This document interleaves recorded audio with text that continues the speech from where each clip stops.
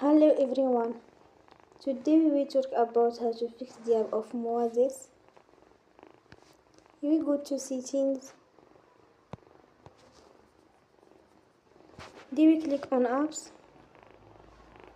After that you will search the app Moises and you will click. Then you will on for stop. After that you will go to storage. Then we click on clear cache.